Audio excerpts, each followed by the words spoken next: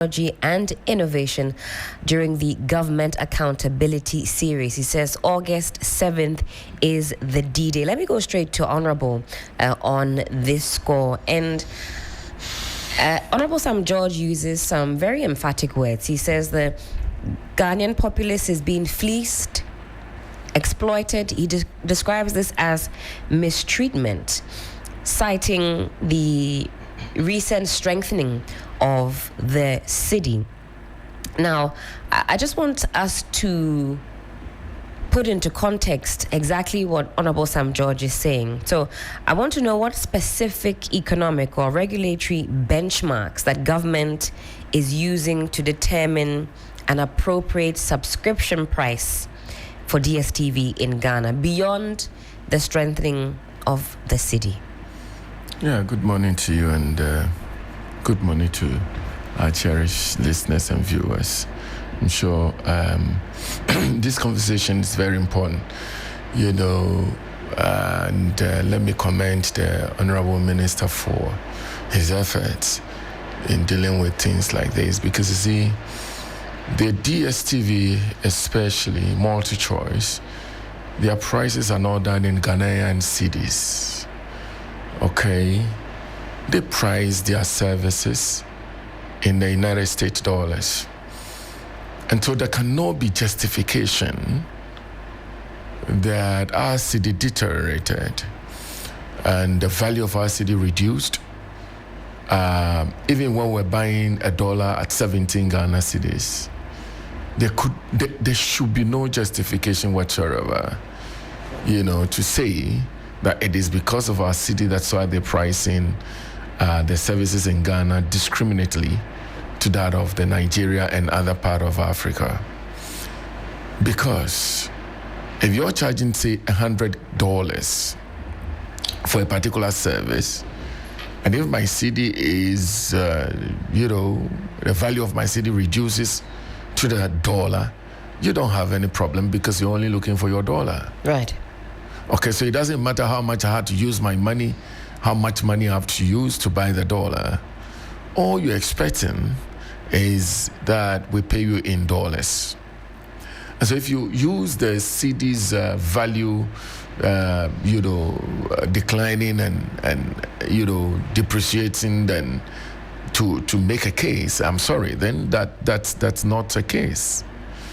The Nigerian people have their own issues, like Honorable Sam George talked about. When our cedi was doing more than 200% depreciation, the Nigerians were doing more than 400 to their naira. So why that wasn't a reason for you to charge more? In any case, like I said, it doesn't matter because your prices are in dollars. So, for example, if you charge $500 and I need about 10,000 Ghana cedis to get $500, that's my business, not your business. I think that they just don't respect the Ghanaian consumers. You don't think that's too harsh? Their services. Again, they do not respect the authorities in this country properly, because the response they brought to say that we're not going to reduce it, in itself is disrespectful. I thought that they could say it in a better way. I have 4 accounts of multi-choice. One in my constituency, one in my office here in Accra, my private office here in Accra, and I have 2 in my house. So I do 4 accounts. Some are, compact plus and premium. So we pay a lot of money, at the end of the month. And so for me, I think that we need to crack the whip. We need to be able to demonstrate to them we can live without their services. I go all out for the Minister of Communication, Sam George, and to get them reduce their prices. I mean, there is no justification whatsoever the way they are charging in Ghana. And I think we're the most expensive one that they charge when you look at African countries, So for me, it's a good call. Entertainment should not be too expensive like that. What do we have? We want to watch football. That's the biggest thing. That's People the say they biggest want to thing. watch the Premier League, they want to watch Formula One, there are other the sporting... La Liga and stuff like that, the Champions League. Yes. That's what we want to watch.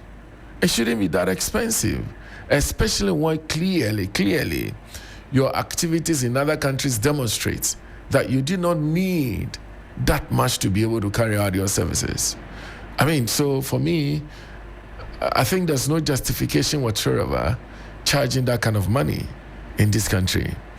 I think they would need to sit with the NCA and the minister himself and to iron out things.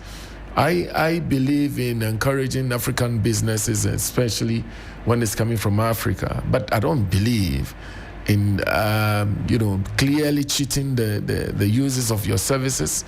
In one country you charge less and the other you charge more. You have no justification whatsoever, and then the reason you're giving are so, unfortunately cannot support the fact. And so for me, if they can explain why providing services in Ghana should be more expensive than that of Nigeria, that of any other country in Africa, with the greatest of respect, may make some sense. But if we're using our CD's value to talk about a pricing of a service that you're doing in dollar, then really you're not making any, with the greatest of respect, you're not making any sense to the users of your service. Don't forget that you cannot just live in a vacuum. You need human beings to patronize your service for you to be in business. And so that language is not business friendly, it's not customerly oriented. And for me, I think that they should be called to order.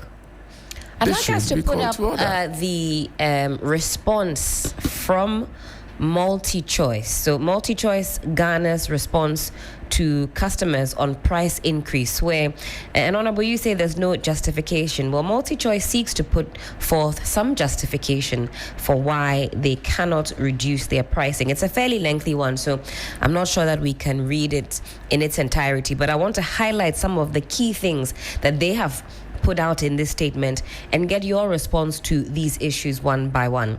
And you say even the tone of this statement, you say it leaves something to be desired. It could have been worded better. All right. If you're watching us on Facebook, you've got that up on the screens, and you can have a read through that as well. Now, in this statement, they talk about, and I'm reading on the third paragraph, they say a significant portion of our content and satellite costs are sourced internationally and paid in foreign currencies. They're talking about FIFA World Cup, 14 European leagues and tournaments. You've got Formula One, there's tennis, there's golf, other forms of sporting activities. I suppose that is seeking to provide some also justification for what they are providing to the Ghanaian populace, premium sporting content. Now, they also say in April 2022, when we last adjusted prices, the Ghana cedi US dollar rate was 7 cedis 54 pesos. Is that what they're trying to say? Well, versus the current rate of 12 cedis 39. And they say it's a 64.4% depreciation during the period. They say since our last increase, fuel prices have increased by some 58.8%. They also talk about electricity tariffs that have increased by some 65.24%. They say our DTT services run from 14 cell sites that significantly use electricity and fuel to power various equipment needed to broadcast our content. They also talk about year-on-year inflation. They're talking about, as of December 2022, it stood at some 54.1% versus April 2022, which was 23.6%. So a lot of different issues come to bear. Now, talk about what they call VAT 15%, NHIL 2.5%, Get Fund Levy 2.5%, COVID Levy 1%, and Communication Service Tax 5%. Now, with all the above considerations, we have had to do an adjustment average of 19%, yet significantly below which is significantly below what is required to cover the increase in our cost operations with inflation at 54.1%. Okay, so this is dated. What's the date of this one? This is 2023. This is what the justifications were during 2023. So these are some of the issues that DSTV was contending with at that time. Let's fast forward to 3rd August 2025. Again, fairly lengthy one, so we'll skim through that. Multi-choice notes with concern the recent statements made by the Honorable Minister of Communications, Digital Technology and Innovation, Mr. Samuel Nate George, regarding DSTV pricing in Ghana. They go on to say it is regrettable that the Honorable Minister has taken this stance, notwithstanding our ongoing endeavors to engage with the Honorable Minister candidly and in good faith on this important matter. In an effort to arrive at a resolution, we have made a proposal to the Honorable Minister and the National Communications Authority, the NCA, on an alternative further engagement avenue. Having operated in Ghana for 30 plus years, we value our employees, contract staff, dealers, installers, agents, and retailers in Ghana. We are mindful of the dire implications that an impasse may have on you and your livelihoods, and we assure you that we are committed to working together with the Honorable Minister and the NCA to resolve this matter. MultiChoice values its subscribers and endeavors at all times to keep DSTV subscription fees as low as possible, despite the extremely challenging, competitive, and macroeconomic environment in which we operate, without compromising on customer choice and the quality of services we offer. While we appreciate the recent appreciation of the city, which we have never referred to as a fluke, it is not tenable to reduce the DSTV subscription fees in the manner proposed by the Minister. MultiChoice remains committed to constructive engagement with the Honorable Minister and to complying with all applicable laws and regulations in Ghana, and trust that the authorities will do likewise. So this is the recent letter. What I was reading out to you prior to that was some justifications around 2022. You recall when inflation was at an all-time high, 54%, and they cited the reasons for that. Now we're in a different dispensation, but this is the response of multimedia. The point is, MultiChoice does not just oppose their reasons to the other countries in Africa that they operate in.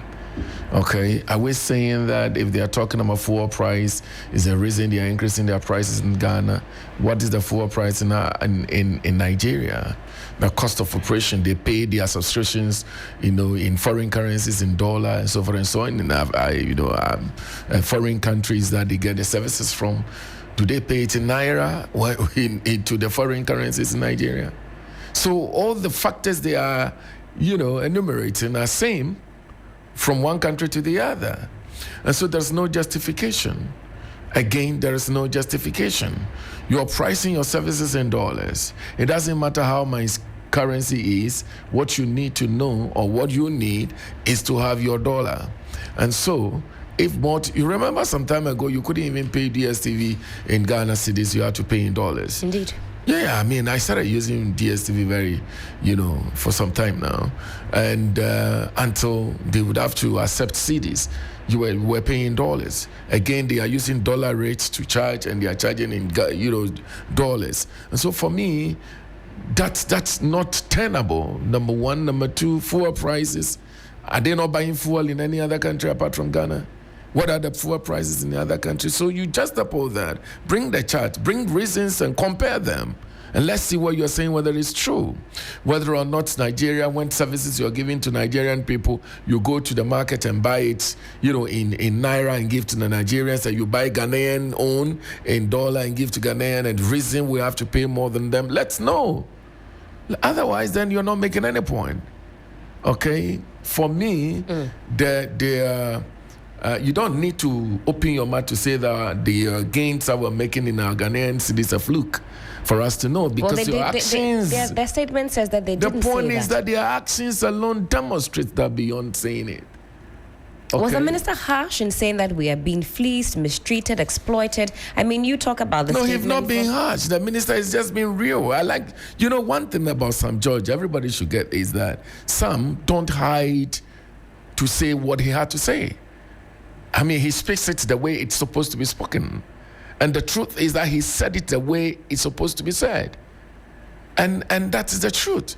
In any case, you and I sitting here, my dear, I mean, can you mention one single justification why things that you are pricing in dollar should cost more dollars in Ghana than that of Nigeria? And all the reasons you put together and you are enumerating, you're talking about happens here in Ghana, it happens in Africa, it happened in Nigeria. I'm sorry. I believe strongly that we even have a sustainable power, in Ghana more than Nigeria. And so you should spend a lot of money in buying fuel to power generators and so forth and so on to be able to get the services around 24/7 in Nigeria. In Ghana, we have sustainable power. I don't think that electricity bills are more expensive than that of Nigeria. And so there's no really justification whatsoever. I think that, you see, we're partners in all these things. I mean, you are service providers, we are service users, you're making money from us, we're getting services from you. I think it's about sitting down and coming up with some reasonable, explanations and, demonstrating that you are ready to work with the Ghanaian people instead of taking a stand. You're not going to reduce it, and now you feel our city is not sustainable. The gains we're making, and it's a fluke and stuff. I mean, for me, I don't think that is good business, because you see, for me, it is just that they are enjoying monopoly. And that is why they are doing what they are doing. We're here. Because if you have a very strong service provider, hitting the Ghanaian market with a more sustainable, serious services, they will drop. They will reduce their prices just because they are enjoying monopoly and they are taking us for a ride. That's all about it. So they've got 3 days, according to the minister, to get their act together. Now, what is going to be the legal process then for suspending a broadcaster's license in this context? How are you going to be able to do this? I am sure that the minister knows what he's doing. Let's get there and see how we cross that bridge. Because it's very important that we demonstrate to the people, the multi-choice company, that we are Ghanaians who meant what we say, and we're not joking. I think we need to be treated well. Look at the content issues that we're talking about, Sometimes you watch some of and that is why they have this monopoly, You watch some of the contents that we have in our country, and it's really horrible and it's very, I mean, for a better want of words. Look, you watch television in Ghana, a Ghanaian television, and what they do 24/7 is lying, telling people you can put whatever it is. Some of them will tell you that you should go and get some pot, cover it with cloth, and shout something, and then you're going to get a lot of money making it full. You should bring so and so, and money's going to come. Rituals. You say that's all that our content is about. Absolutely. And what's our content? I don't know what's happening to our movie filmmakers. I believe strongly that this time around, Jifa is going to really empower them to do. Because you see, the content that we have, the content is the problem. So you are not able to even depend too much on Ghanaian television. And so you end up going to say, okay, let me look for something else to watch. Let me look for a source of information that you want to deem a little more credible. And then at the end of the day, you end up falling in their hands. And that is the problem we have. We need to up our games in Ghana. NCA would have to up its game. We have to invest in our content and be able to build our television stations and be able to have sustainable, contents that will serve the Ghanaian people. Exactly. Otherwise, we'll have all these people coming in, exploiting us, taking a lot of money from us, which of course they shouldn't be doing. And I don't think it is fair at all to the Ghanaian people. Honorable, thank you for your take on this. Richard, let me come to you as well and get your initial thoughts. What were you thinking? I mean, hearing Honorable Sam George give this ultimatum. Come August 7th, he says, unless prices are slashed, DSTV could face shutdown. I'm asking Honorable what legal legs they'll be standing on, but we'll have to wait until August 7th. And I'll be finding out in due course whether or not there is any fear of legal backlash. What is at the core of this discussion we're having? Well, first of all, I would like to say good morning to yourself, your entire production team, to Honorable. It's a privilege to be here with him, and to also extend my warm, happy, belated birthday wishes to him. Thank you. Yes. And then you see, we live in a country where most of these foreign or international companies, they look at the dynamics of the market in which they operate to take certain decisions. Now, over the years, have we had this uproar of we trying to speak to truth to power to let DSTV understand that you have been exploiting us over the years? We haven't done that. That's never been in the public domain as it is now. So we must first of all, again, congratulate the sitting Minister of Communication for the bold step he's taking to fight for the interest of the people of Ghana. Because once we mandate you or we appoint you into certain positions, you are not there to satisfy your own whims and caprices. You are there for the ultimate interest of the people who you are supposed to serve. Who is he supposed to serve? He's supposed to serve Ghanaians. And like Honorable is saying, you do your pricing in dollar. And if you look at the comparison, I have a chart here, okay? That from Ghana, okay? Right. The premium package, we are doing $82.40. Nigeria is doing $29. Can you imagine? Compact Plus. Bear with me, Richard. Let's hear that again, because the difference is staggering. Absolutely staggering. The chart, I'm not even done. Look at Compact Plus. Ghana, we are doing $54.30. Nigeria is doing $19.20. Look at the Compact. We are doing $36.20. Nigeria is doing $12.40. Family package, we are doing $18.10. Nigeria is doing $4.80.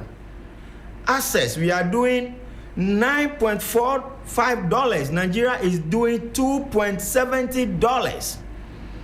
The basic, or what we call it, the paddy package, we are doing $5.60. Nigeria is doing $1.95. So like he say, all your prices are in dollars. So whether the CD appreciate against the dollar or depreciate against the dollar, that is none of your business. Now, let me pause you just very quickly, Richard, on that score. And I have seen these comparisons ongoing as well as other countries. Other countries. Other countries. And I think maybe we could juxtapose that against a country that has a population size maybe also similar to us. Let's do that. Let's forget Nigeria, because Certainly. Nigeria has 233 million. Indeed. Okay, so let's look at a country like Liberia, which has 5.7 million citizens. The Compact Plus, whilst we are doing $82.40, they are doing $61. Go to Angola, 37.9 million population, okay? Just a little bit above Ghana. They are doing 33.0. Go to Botswana, 2.5 million citizens, and they are doing 61. Go to Eswatini, 1.3 million citizens. They are doing 52, whilst we are doing 89. That means whichever way we slice and dice it, when we compare ourselves, even with populations quite similar to us, the disparity is there. That is why I'm saying that when you operate in an environment where we've always been sitting quiet and aloof and watching multinational companies milk us dry, that is what they are taking advantage of. And then again, as a country too, these are the things that should be waking us up to understand that. Look at the telecommunication space in Ghana. Do we have any indigenous Ghanaian company that is competing in that telecommunication space? Zero. Look at the digital satellite television space. Do we have indigenous homegrown companies that can give DSTV a run for their money? Zero. So I want to urge the government of the day that in China, there was a deliberate attempt to move the country from a poverty-stinking economy to an appreciable middle-class society, and they did it. So if we are in Ghana, we say, like, oh, no, in the oil space, upstream, downstream, we don't have indigenous companies that are participating and becoming a global competitor. We need to identify 10 indigenous Ghanaian companies, capitalize them, give them the exposure, give them everything we can give them to make them competitive enough. Do you think foreign companies will be exploiting us in this country? Look at the telecommunication space. Look at what MTN is doing. And MTN is also a South African company. DSTV is a South African company. And these are companies that are owned by individuals, and most of them are members of the ANC.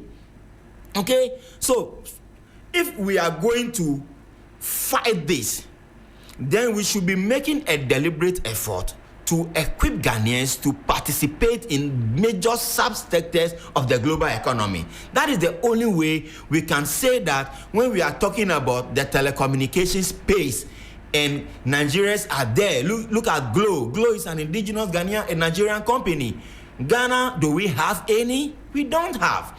These are the reasons why when the foreign companies come, they see us as, excuse me to say, as people who are inward looking. We are only concerned about our bread and butter, so we don't care about what they come to do to our citizens. That is why I am fully in support with Sam Joe, because if we say the cedi appreciation against the dollar is unsustainable, you are simply saying it's a fluke. So you say it's just semantics if it's they semantics. Say we didn't say fluke, but from what you're hearing from them, that's what you decipher. You can't sustain it. So that means that their expectation is that within the next 1 month, the cedi will start crumbling against the dollar. Okay, and they don't believe in our economy as a Ghanaian economy. Therefore, to them, reducing their prices is not going to be acceptable. What is Sam George saying? Sam George says that reduce it by 30%. Right. So if you are of the view that maybe 30% is too much, we can do 20%. Isn't that a good case to make? Or we can do 15%. It's a good case. Maybe we may take it. Half a loaf is always better than what? Nothing. But that will let the Ghanaians understand that the government of the day that we have voted for, they are fighting tooth and nail to represent us in all facets of life. And like we say, the local content is so bad, it's so abysmal. Let me tell you, it's not because I am on Media General platform. It is only Media General that has content that sometimes resonates with the Ghanaian populace. I mean, people who they are in a hurry, so we are going to watch Date Rush. Even though they are all centered around love, marriages, and all these things, but at least it's much more accepted. Oh, we've got a lot of content. We've got Lady Circle, we've got confessions, we've got key points, yes. We've got sports programming, we've got sports daily. Yes, so I'm just praising you content. that. I'm only praising you that if you look at content, multiple content that are Ghanaian inclined or Ghanaian oriented, that resonate with vast public consumers of television, it is only Media General that is always triggering something the others are trying to follow.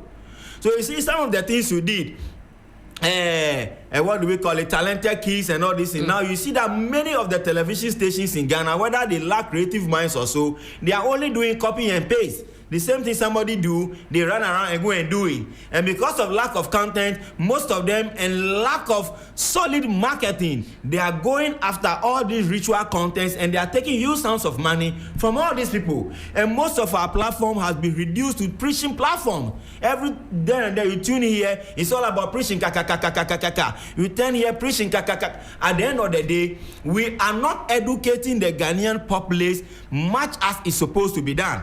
What is the cost of airing an English Premier League? How much do they pay to EPL in order to air their Premier Leagues that we watch here? So if maybe the Ghana television, let's say Media General is a homegrown television platform, and we're also on the digital space. What prevents Ghana government from sitting down with Media General to say that we want to expand your operation, we want to equip you, things that you cannot do within yourself as a small company. We want to partner you so that you can become that cash cow that we are all looking for to give competition to DSTV. But when there is no competition, DSTV will always exploit us.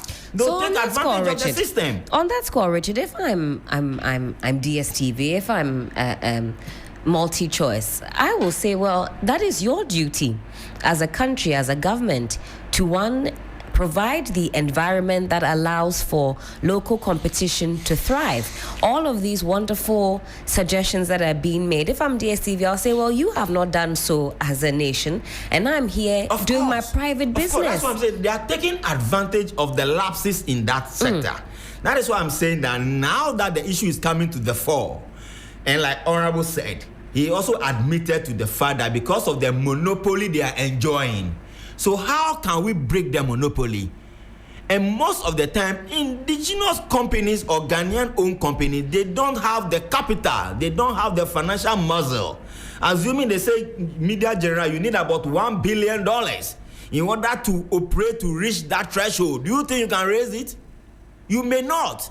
So until government says that, we have even look at the state broadcaster itself, Ghana Broadcasting Corporation.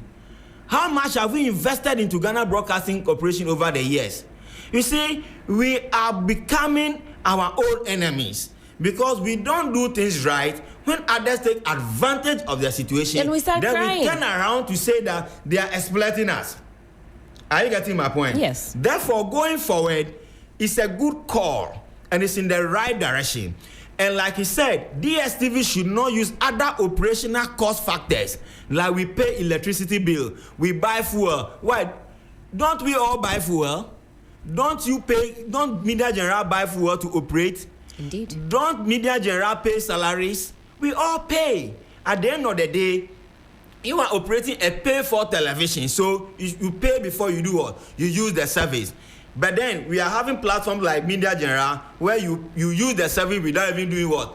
Paying a dime for it. Is that the case? So now, if we want to and let DSTV understand that you are exploiting that, it's about empowering ours to get to that threshold. But then again, DSTV must also understand that operating in somebody's country, it has to be a win-win situation for both sides of the divide. You cannot be protecting your interests while the citizens of the country in which you said you have been operating for 30 years will suffer. So at the end of the day, they should compromise and understand that once there is a relative stability of the cedi against the dollar, whatever the respite is, every citizen of Ghana must enjoy it. It is not that when there is a little bit of depreciation of the cedi against the dollar, you are quick to latch on it and to increase prices. But when there is an average appreciation of the cedi against the dollar, that one you are not ready to give us any respite. That one is about protecting self-interest in business. And protecting self-interest in business does not order well for consumer protection. So what the Honorable Minister is doing is simply about consumer protection. Because at the end of the day, if you are paying for fuel, well, in other jurisdictions they operate, don't they pay taxes? Don't they buy fuel? Don't they pay other operational costs? They do. It is because we have sat down, we have never raised a case against it. That is why now that there is an uproar and we are all supporting the Minister of Communication on this call, that look, go and negotiate with them. Like, even if they can't give us 30%, and even if it is 20 or 15 you can arrive at, we will take it, because in the absence of nothing bad, I say is always what? Good. But then again, my final point on this issue is that DSTV, they have been operating here for 30 years. So then they said they should ask themselves, for the past 30 years, has any government of the day asked them to reduce prices at this level? If none has asked them to reduce prices, and this present government, the reset government, is saying that we care about the citizens more than any other thing, reduce your prices. We are not in a dictatorship era where we can say that we want to shut down you. That one, I am a bit concerned about the shutdown issue. You are concerned about that? I'm a bit concerned about that. You're concerned about legal ramifications and pushback? Not about the legal ramifications, because as far as we are operating a business, you must operate within the confines of our law. If the law stipulates that there must be a time for you to reduce, because DSTV has never done reduction, they have always been adjusting prices upwards. So at what point will DSTV do a scale down of their prices? So if you have gotten to that stage that we are asking you to scale down your pricing, and you are still giving us all these frivolous excuses that these are the reasons why you cannot do so, the state will also want to demonstrate to you that the power lies within our hand to suspend your operation so that you can have a clear mind and come back for it to receipt. But then we shouldn't create the impression that may also trigger a fear in international companies who may want to come and establish here. That maybe if you are operating in Ghana and they give you some option to reduce prices, immediately you are not able to do that, they suspend you. In fact, that's a great point, and I'll throw that to Honorable once you land on that point. That will also drive away investors, or to shrink investor confidence in the Ghanaian market, whereby maybe it could be talking about nationalizing foreign investment. That maybe DSTV today we can fight them and say we are nationalizing it, but in this case perhaps it cannot work.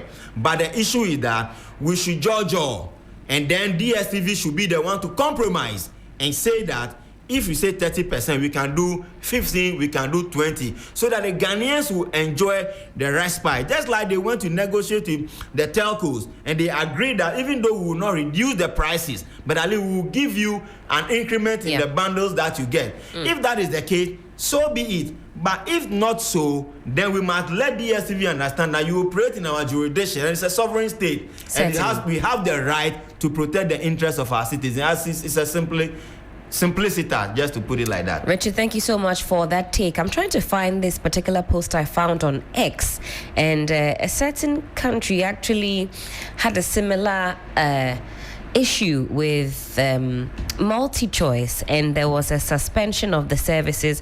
Was it Malawi? I'll find that and pull that up for you. And given that action, they came back and reduced their tariffs. So definitely what Honorable Sam George is doing has been done before, and in other places it has elicited that kind of response. In fact, they left. Was it Malawi? I'll pull that up. But Honorable, I want to ask you this, because Richard makes a good point about perception on the international market. Is there any fear that this will cause blowback, where international companies think, hey, as for this place there, soon as their city starts flexing muscles, the minister will mount a podium and be giving us ultimatums? Is that a legitimate fear? That's not a legitimate fear. To allay everybody's fear in Ghana, that's not going to happen.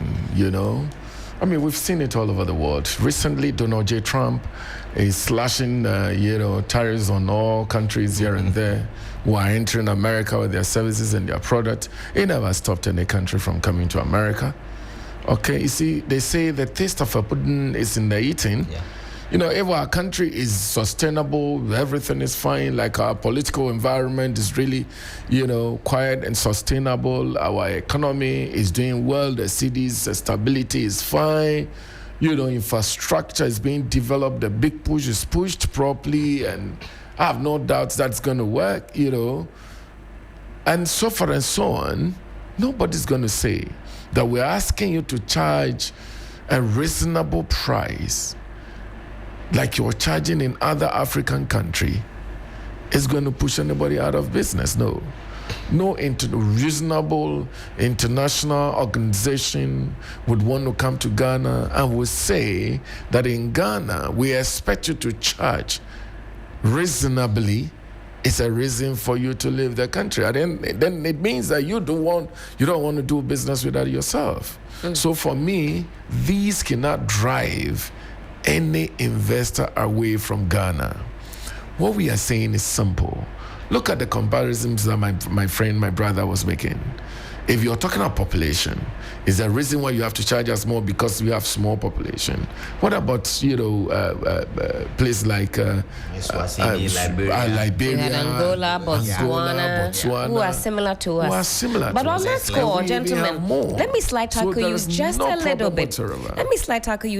bit. Because now when we talked about population, we're being told, well, let's also juxtapose subscriber figures, so that in places like Nigeria, and I know that DSTV is very common in a lot of homes, it appears that on home soil it's like a luxury, so that they don't get a lot of subscribers. How do you situate No, this the point is that conversation also? You see, that's exactly what we're talking about. You can make profit in so many ways. You can scheme your price by charging high price and target few people. You know, you can make your profit there. You can also descend and penetrate the market with a very low price, reasonable price, and have a lot more people to serve. So in fact, they could be doing themselves a better service by bringing the price down, so more of us will get on board. If they do that, if they reduce the prices like we're talking about, number one, they will get the government and the confidence from the government.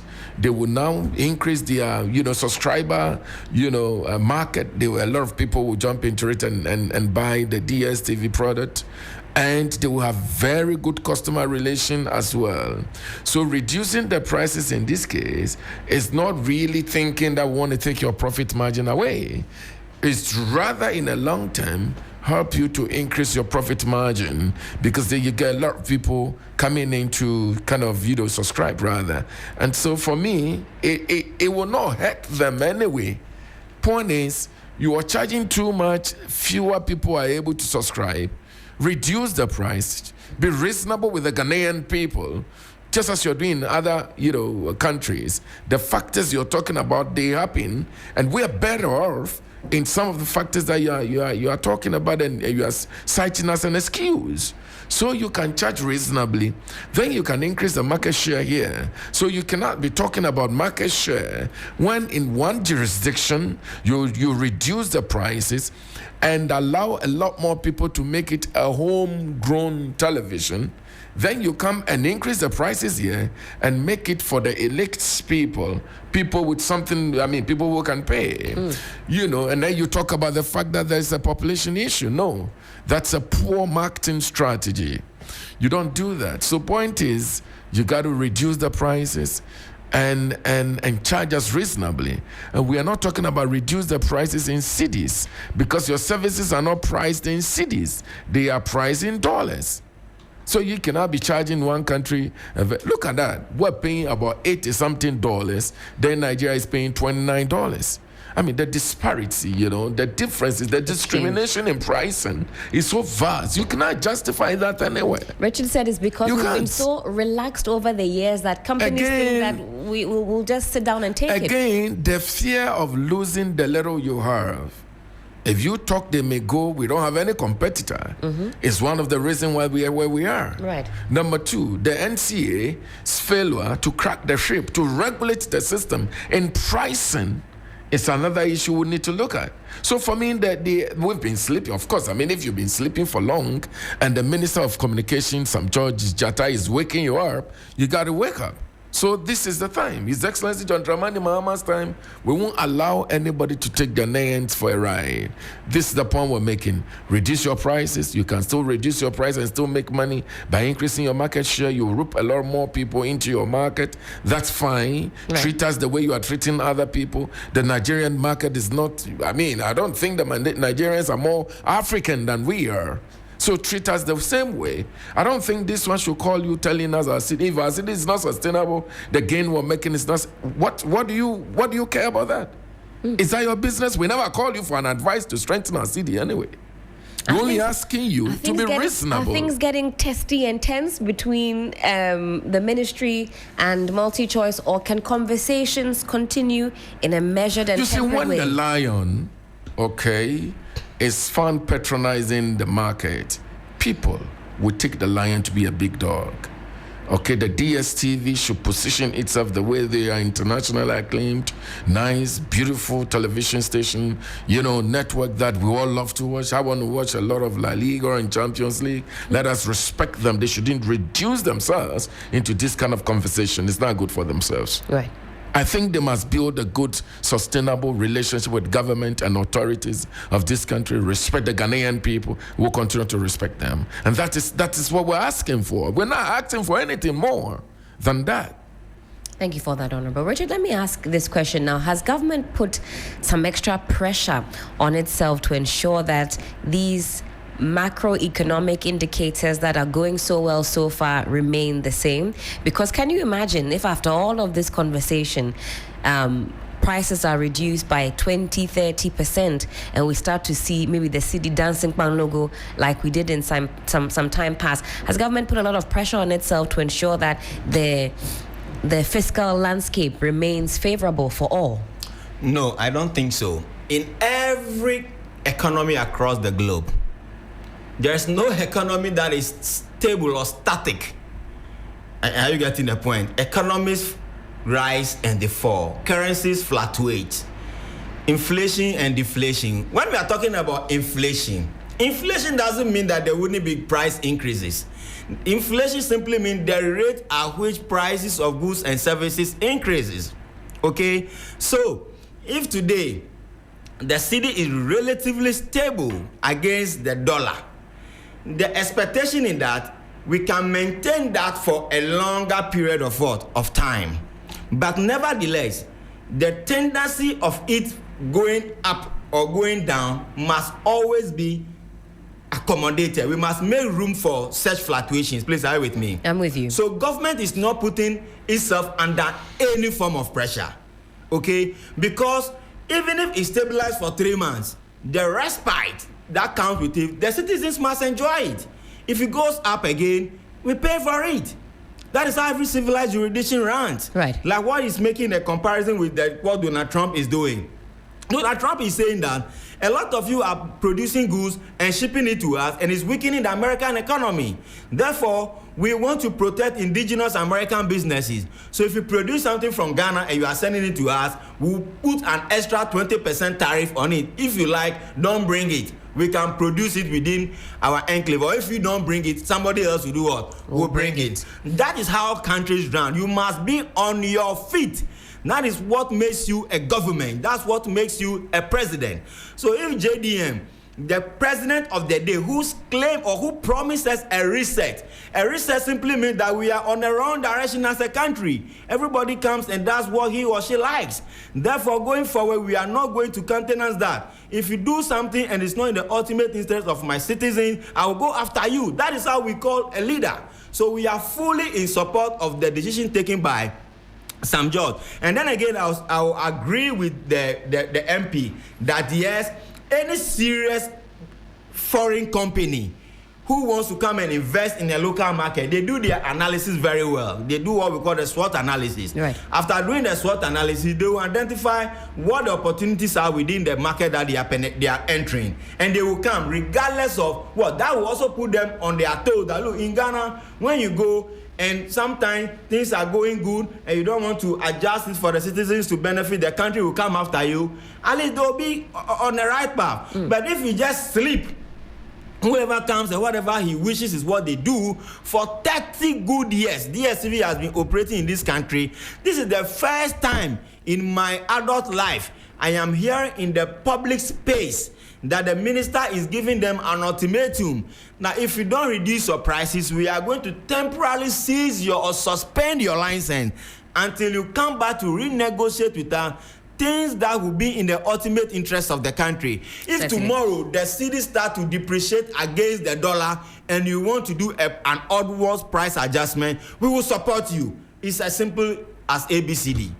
Richard, thank you for your views. I think we can park it here on this particular one on the impending suspension if these discussions don't go fruitfully between the minister, or shall I say the ministry, and multi-choice, DSTV. A number of you sending your thoughts through. Do keep them coming across the socials. I want us to talk about Akwetia by-election. It's been slated for September 2nd. Now, the Electoral Commission has announced Tuesday, 2nd September 2025 as the date for a by-election in the Akwetia constituency of the Eastern region, following the death of the Member of Parliament, Ernest Kumi. Honourable, how has the campaign gone so far? Shall I say, how is it going so far? Today, I believe the primaries will be held. You've got some 3 strong candidates who are vying to be MP in Akwetia. Your opponents, they are not letting up at all. They are also in the constituency selling their message. They said for Ernest Kumi's sake, that's their message. They said just vote for the NPP. I mean, how many seats does the NDC have now? Let me do it. 184. You have a super majority. And you are still campaigning. You are still in the constituency selling your message. First of all, my deepest condolences to the families and friends and all the members of parliament for our big loss. Kumi was a good friend, We happened to serve in same, committee. Committee of Land and Natural Resources. We serve in same committee, and I think 5 days before his demise, we were at Dukrum together, the Safari Valley. Yes. Difficult mentioning that name. We're together to look at. We met all the agencies under our committee. We had a lot of conversation.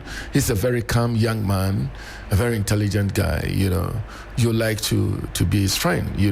So I was in the United Kingdom. Because just after that I left for London. Right. And I heard that he was no more. I thought it was a joke. Because it was fake news. I mean, I saw it on social media because this is a nice, very well and healthy guy young man, we were together, we had all the jokes, I mean, we're so fine. And so I don't think that should happen. Unfortunately, the news that I thought and prayed for that should be fake news turned out to be, truth. But what can I say? May God keep his soul until we meet again. I mean, we all would travel, but we'll pray that we hit the 90 plus years. Indeed. Before, My concern, if you like, which may be a little controversial, is about how the NPP younger people are dying, which I pray ceases because it's becoming one too many. Remember Basoa in Parliament? Indeed. Went to a funeral, came back into his room, gone. John Kuma, ETA confirm, together with Chema, Wuntumi was almost lucky, gone. You know how Yakubu, how she died. Bauredu, one fine gentleman, excellent economist. I mean, it's becoming too many. And some of us are beginning to get afraid of them. I just pray and hope that my fears will be allayed, and I pray that we don't think any other thing. Now the elections. How I wish that it never turned this way. Yes, it's true that we have a lot of seats in Parliament, 184. Never happened before, super majority. Indeed. It's never happened before. But you see, the very little people left, the fewer seats that are left, the 88 seats or the 87 seats, what have you, that are left, they are also Ghanaians who need better service. So if 184 constituencies are getting better services because they have NDC members of parliament representing them correctly, it doesn't mean the fewer that are left do not need better services too. Absolutely, we're all Ghanaian. Exactly. So even if it is one more that is left with the MPP, because they are not getting better representation in parliament, it is important the NDC go for it so they can get better representation in parliament. So the statement that we have too much seat in parliament and that we shouldn't be going for some again, unfortunately, that statement would have been discriminating, and wouldn't want to say that the Ghanaian people, everybody needs good service. Yes. The Akotia people need good representation in parliament. Unfortunately, they have a representation that passed. Does it mean we should leave them for the MPP to mistreat them? Why will they be mistreated? Exactly, because they wouldn't have a credible candidate from the MPP who will be able to represent them in parliament properly. So we needed an NDC who will represent them in parliament and then be able to, in any case, I mean, Kumi's death, we all felt the pain. But of course, after that, what else? What else is that the Akotia people needs a very good representation in parliament. And that representation can only happen under the watch of His Excellency John Dramani Mahama, an NDC representation. And I know that there was a candidate. For me, I'm biased towards the three of our people who are contesting. I'm biased towards, one of our candidates was there. He was in parliament in the eighth parliament. He was there. He lost the election controversially. And for whatever it is, nature has its own way of dealing with issues, and he's interested in coming. I don't think anybody should even contest him. But we have two others. Can we get that up on the screen if possible? Take a look at who these three candidates are that are vying for MPship in Akwatia. We'll take a look at their profiles. And that is why I'm telling you that I believe that, what's the name? I've forgotten his name. If we can get it on the screen. I think that we should be able to allow him to contest, because he's been going through all these things, going to court, fighting for the party and, at Akotia. And I believe that people know him very well. He's served the people of Akotia successfully. Today we have His Excellency John Dramani Mahama. Of course, that is going to get more closer to him and get very good services for the people of Akotia. I don't think we should worry him. He should be allowed to go contest and win the elections and get Akotia a very good representation. Yes, the MPP may say all the things that because Kumi is gone. It said you gave him so much pressure. They're on the campaign trail, and I've been, I've got my eyes and ears on the ground. They say you gave him so much pressure, he's no more. So the people in Akwatia need to put that mandate. I think that the MPP would have to allow the young man's spirit to rest in peace. I think that the MPP would want to allow the young man's spirit, my good friend, his spirit should rest in peace. The MPP is saying that we gave trouble to Kumi. A lot of pressure. Is that what they are saying? He was in and out of court, and maybe we can also play back some of the campaign trail on the NPP. Don't worry yourself. Don't worry yourself. Is that what they're saying? Is that why young MPs are falling down because of so much pressure, so much political pressure? See, listen to me, my dear. Then I'll come there. It's because they're very important, issue to treat. The MPP gave too much horrible, unnecessary, criminal pressure to, Jechi Kwesen. They harassed him. They punished him. They pulled him down. They tried to destroy him.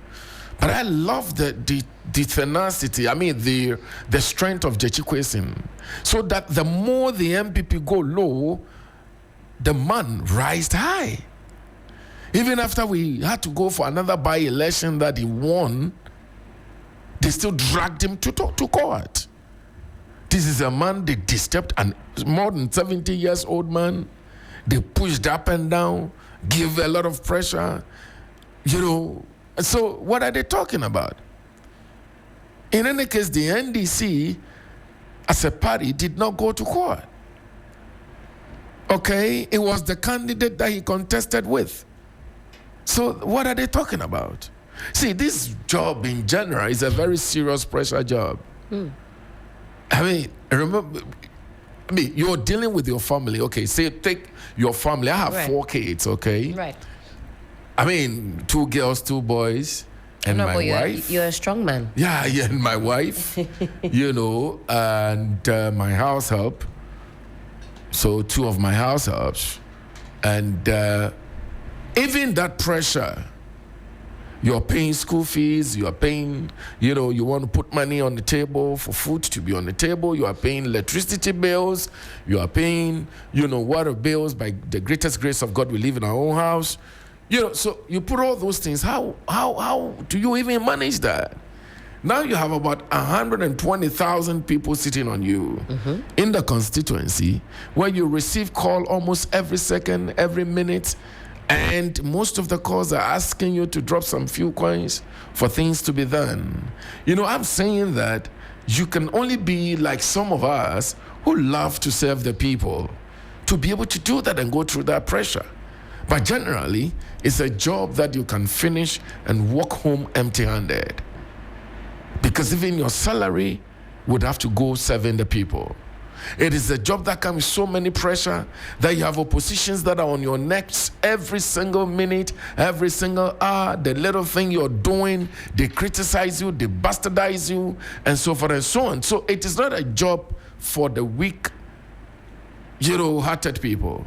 It's a high-pressure job. I mean, it's a very high pressure. I tell you what, most of the MPs, they take pressure medicine. I can believe that. Yes, every time I engage with members of parliament, in parliament, is it the same thing? And do a survey, the kind of medications that really are consumed in our clinic in parliament. You got to do with pressure, you got to do with sugar, you got to do cholesterol, and this is a pressure job. Okay. And you want to add more pressure from 184 to 185. So the point is, the fact is, it's not about adding more pressure. It's about thinking about the Akotia people that just as Trifo Etimokwa have an NDC representation in parliament that is serving them well. The Akotia people need an NDC in parliament to serve them well. That's all about it. We had it up on the screen. Let's take a look again. All right, so we've got three candidates here on the side of the NDC looking to represent the party in Akwetia. Look at the Henry Boachi, right? Right. The former member of parliament on the ticket of the NDC, 2024. You see, Henry Boachi was in parliament, and I think that we should go for him. That's your preferred candidate? Well, I'm not part of the delegates who will be voting, but for me, he's the gentleman I think that we should go for. The NDC has received commendation for even going through the process of selecting a candidate out of three, whereas on the side of the NPP, they've got a candidate already prepared for this particular exercise. Yes. Why did you decide to open it up and make it competitive? And that is good because it tells us who we are. Okay, the fourth Republican democracy we're enjoying now is a baby of the NDC. And that's what it is. But the fact that we open it up does not mean I cannot show my preference anyway. I mean, that's what we call democracy. So for me, the elections in Akotia was avoidable. There was no need. But the point is that the Akotia people needed a very good representation in parliament, which of course can be an NDC representation. And I feel that Henry should be the man representing them in Akotia. Honorable, thank you for that. That's what it is, man. Thank you for that. And Global Info Analytics has some poll out, and they've been in the constituency trying to test the pulse and get a sense of where the pendulum is going to swing. I'll reveal those answers to you. It's fairly close, but I'll let you hazard a guess where it is tilting towards. Richard, let me bring you in on this. Let's talk about security issues beyond the banter between the NDC and the NPP when it comes to the campaign trail. Are you concerned about the state of security come September 2nd, given what we saw during the Ablekuma North rerun in only some 19 polling stations? What I thought was going to be an uneventful day turned out to be quite eventful, given what we saw. Are you worried about clashes? Are you worried about security? Well, sincerely, I would also like to extend warm condolences to the family of Honorable Ernest Kumi. It is unfortunate a young guy at his prime should just pass on, sleep, and never wake up. It doesn't really make sense. And again, like Honorable is saying, there is a lot of pressure on members of parliament, not they are doing, but if you look at the architecture of Ghanaian politics and the deficit we have incurred in terms of infrastructure and in terms of the poverty that most of the people are engulfed in, not the MPs doing or the governments doing, but naturally, people are just struggling to survive. School fees here, medical bills there, children's there, everything to a constituent he or she feels that the best person to take my grievances to is my MP. Okay? But the MP too, how much is the MP salary? How much is MP salary? So most of the MPs, they have to work extra hard, pulling resources from left, right, front, center in order to meet some of the demands of their constituents.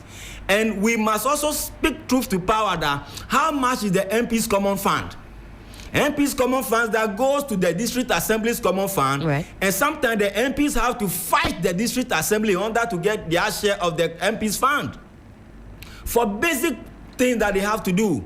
So it is a serious business to be a member of parliament in Ghana this day and age. So until we try to deviate from that and let the constituents understand that your MP represents you, not that he has to meet all your bread and butter issues. And MPs are also not responsible for road constructing of school blocks. It is the job of the assembly. Well, when they come to us, that's what they tell us. That is what they say. That's what we must also let them understand, that going forward, they should let their constituents understand that this and that are not my responsibilities.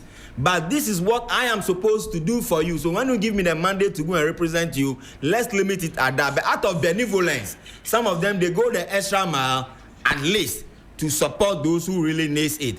So on this issue of security in Akwetia, I am of the view that we learn from mistakes. I'm sure the Ablekumanov one caught the security apparatus off guard. In fact, all of us, we were caught off guard. We didn't expect this. Everybody was caught off guard. Okay? So that one, we can understand what really happened. Unlike that of Ayawaso West Wagon. Ayawaso West Wagon, there was sufficient time. That one was a by-election. Ablekumanov was not a by-election. An election was in dispute, and some polling stations has to be what? Rerun. So that was not a by-election. So we were all caught off guard because everybody felt that since it is just about 19 polling stations and it's not the entire constituency we are running, obviously there should be some level of peace and serenity. But then again, as political animals as we are, people obviously took advantage of certain things and then went for a payback. And that is not the right way to go. But I'm of the view that looking at the backlash that came out of the Ablekumanov election, I am sure IGP Tokonu, this is Yohonu. This is his major test case as an IGP. And he must also identify all the NPP people and all the NDC people who are preaching violence. That we are going to Akwetia with food for Akwetia should be limited to those who are from the constituency. That is my view. So we shouldn't be seeing what? Some of the big wigs storming there. We shouldn't see all the big wigs, everybody parading at Akwetia. What exactly are you going to do? And these are some of the things that causes the mayhem and the chaos. So those who are not supposed to be in Akwetia, please, IGP, identify them and blacklist them. That you. Hey, Richard.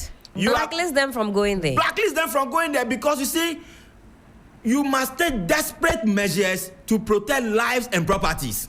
So if, for instance, there are people who are preaching the violence mantra that is going to be a boot for boot in Akwetia, and this violence mantra, excuse me to say, it is not coming mainly from the NDC quarters.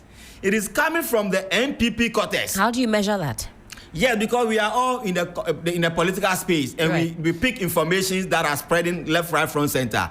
And it is they who are seeing it like a test case for them. Because look, let me tell you, the people of Akwetia, NPP knows that should they lose that seat, they are in a very difficult situation.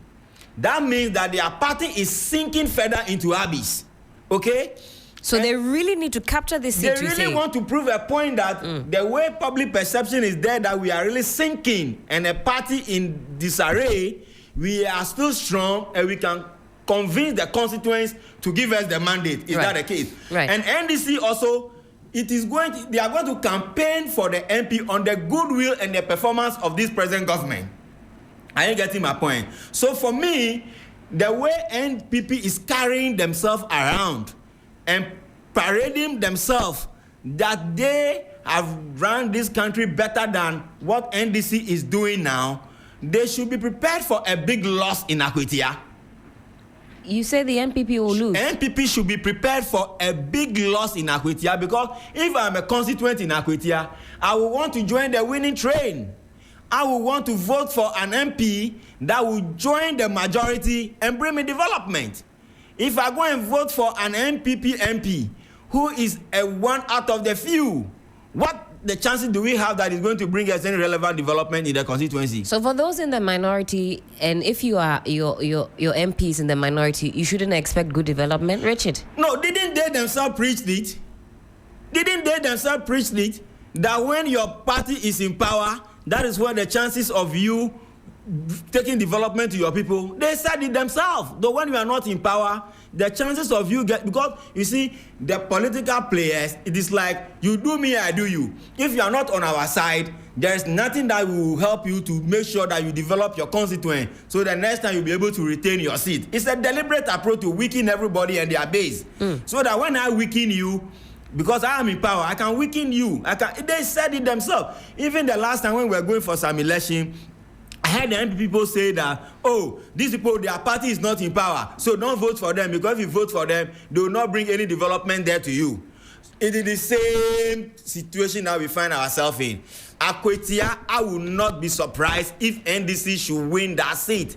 And then again, I'm also of the view that the one who contested in the 2024 election and lost to Ernest Kumi, and even that one was a slim margin. That was what triggered the banter or triggered the log cases against Ernest Kumi. Right. So he stands a greater chance of what? Winning the seat, hands down. And on the area of the security, I want to sincerely appeal to the IGP that he should deploy a major security strategies in order to avert anything. And they should also not be looking for the things should happen, like they should be proactive and not just reactive. All right. Because the proactiveness is what will prevent any form of what? Chaos. And then some of the areas in Akwetia can also be identified at the hotspots. Certainly. So it is the hotspots that they must focus on more, so that there can be 3 layers of security before you break into where the election itself is being undertaken. You meet first layer of security, you meet second layer of security before you get to what? The polling station. So if you're able to do that, we can mitigate it. If not so, if just one layer of security and the task come and they're able to breach that security, chaos at the polling station. Richard, thank you so much for that. And time check, it is some 6 minutes to the top of the hour. We've come to the end of our discussions on yet another fruitful Monday morning. So soon. They say time flies when you're having fun. Oh, okay. 45 seconds. The clock is ticking. I just want to entreat Ghanaians, especially the people of Akwetia, to be resolute and to not allow any political individual or group of people to come and destabilize them. This is just an election to elect somebody to go to parliament. I believe the elections must be based on ideas, development that you want, representation that will be meaningful to your development. And so don't allow anybody to come and force you to fight. I don't think that is good for our democracy in Ghana, that by elections call for a lot of fights here and there. It's condemnable. I don't think that anybody should entertain it. Akwetia must be seen to be a very peaceful by-election. Thank you so much for that. There's no need fighting. Absolutely. Well said. Well said. Yeah. And of course, we are your election command center. So come September 2nd, you're going to want to tune into all of our MG channels, and we're going to be serving you all that you need to know as far as the Akwetia by-election is concerned. Let me say a very big thank you to Richard Suma, lead member, Movement for Change. We were also joined this morning by Honorable David Theophilus Dominic Vondi, MP, Trifu Etimokwa, and Member of Parliament he's a member of the Parliament's Committee on Information and Communication. Very fruitful discussions on a number of line items. This is still 3FM Sunrise on 3FM 92.7. Very shortly, we'll be getting into your birthdays. Get ready.